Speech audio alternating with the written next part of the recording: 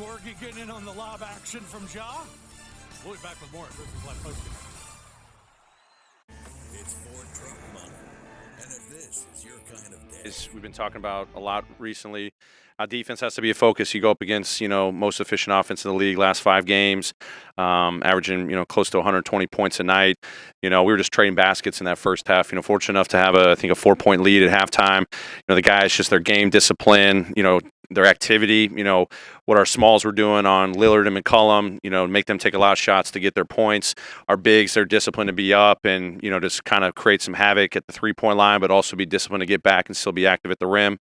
Our scramble mentality, obviously, Anthony Simons had a heck of a game. But, for the most part in that second half, I think holding to 19 points and 22 in that third and fourth quarter was huge for us. Create some separation. Our defensive activity was an all-time high for that game. Going into the break, this is great momentum.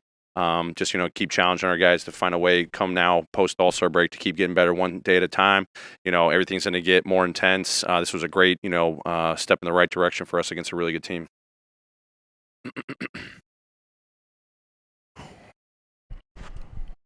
Coach, you look at the numbers for points in the paint, 76-34. I mean, how are you guys just able to continue to attack in the paint tonight?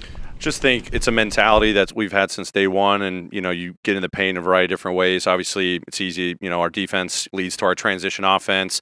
We're an unselfish team. We get it up, we kick it ahead. We're finding lobs. We're finding kickouts for threes. But then in our just motion-based offense, just being that drive mentality, whether it's off a DHO or a pick and roll. Our bigs and roll game. The late passes that our smalls are making to our bigs. Our point guards being able to hit floaters and whatnot. So it's a variety of different ways. That's kind of how our offense is built. Obviously, we've been struggling shooting the 3-ball for a while now. Hopefully we just keep working. It'll just continue to click, and you just have better balance. But I say it all the time. If we can only make 6 threes, but we score 70 points in the paint, hopefully that leads to a victory for us. Coach, between his defense, his ability to crash the glass, and his playmaking, it seemed like Josh Jackson was everywhere tonight. What did you think of his activity out there? Yeah, Josh was huge for us. Our bench was huge for us. I thought Josh really kind of, made a huge impact on the defensive end. Seeing him coming in, crash on the boards, big time. When guys were rotating and there's a lot of bodies in there, he was skying over everyone, getting boards. Getting out, leading our break. Facilitating. When we talked about our scramble rotations, as much as Lillard and McCollum were getting downhill and guys are coming over and rotating, him being able to take away anything in the corner, still get out, get a couple steals or hands on balls. This was one of his best games. And then just offensively continue to develop that chemistry. Figuring out his times to attack off of ball screens or second side actions, get downhill and finish, shoot when he's open. But he knows that his calling card's going to be defense. And for him to have a huge impact for us, spark runs for us in the first half and the second half, it was huge. He made a big difference for us. Coach, what were your impressions of Gorgui Dieng's game today? What do you think he'll be able to bring to the team going forward? I thought Gorgui came in and made an immediate impact, and especially defensively. Obviously getting acclimated to new teammates, new schemes. We even threw out something different for our entire team, because Lillard and McCollum are so unique in how they score. I thought he executed it well, got his hands on a lot of balls, created a couple steals, a couple turnovers. Super mobile as a big, and he's also long, blocking shots at the rim.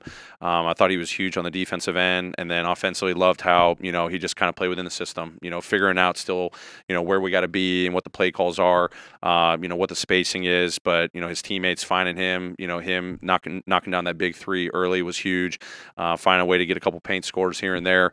He'll just figure out the nuances of our offense, but the fact that he went out with a defensive mentality, made an impact, was huge in his first game. You have any special plans for All-Star Weekend or All-Star break in general? Spend as much time with my family as possible. Going to go spend Valentine's Day at my son's school with my entire family. I'm going to read to the junior kindergarten, so I always enjoy that. And then, very excited for JJ, John, Brandon. I'm actually going to take my son, my 5-year-old son, with me to Chicago, go support those guys, come back, do date night with my wife, spend time with my kids, go see movies with my older boys. Just invest as much time with my family as possible. They're the biggest supporters, and this is time to maximize with them. How would you grade yourself, Taylor, in terms of you have a very versatile roster now with a lot of different looks, and going throughout the course of a game, you can throw different sorts of looks at teams. How have you adjusted to having to kind of do that on the fly as the game progresses? Yeah, I mean, I think you just a lot of credit to our coaching staff too. Just recognizing at the end of the day, we're going to put our guys out, not try to drastically change our rotations or change our coverages. Just do what we do, and if there's some funky matchups or lineups, we'll try to stick to normally what we do. If they're small and we want to stay big, so be it.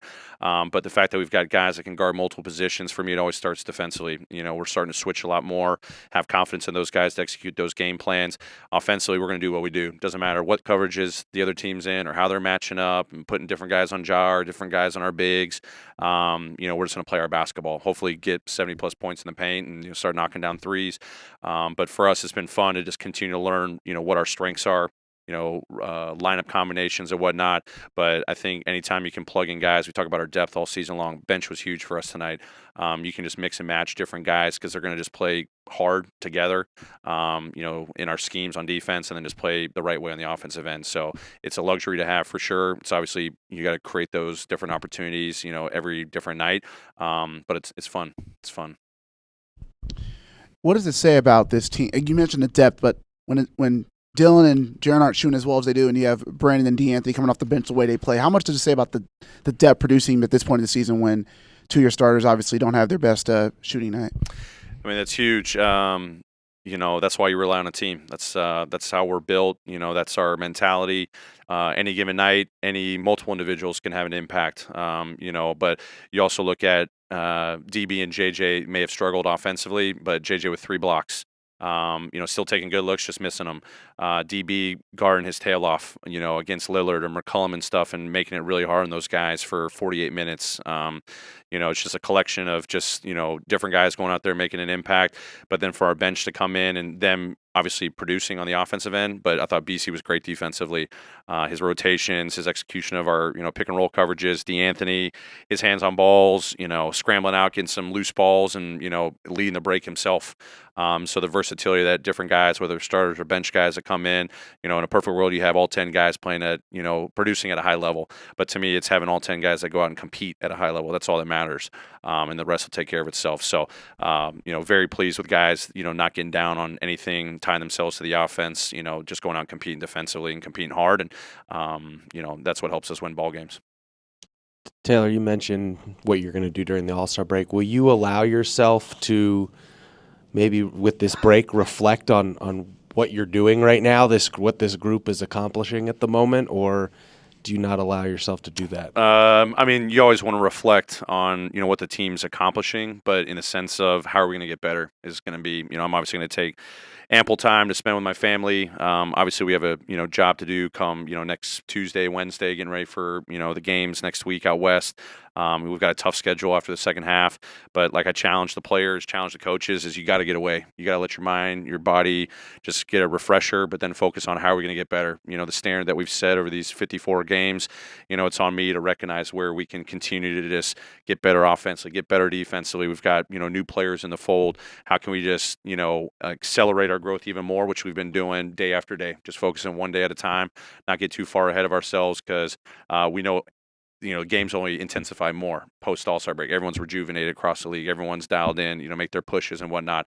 So if we just keep the focus on, all right, this is the foundation that we've laid in 54. What are we going to do in game 55? And then we'll take it from there.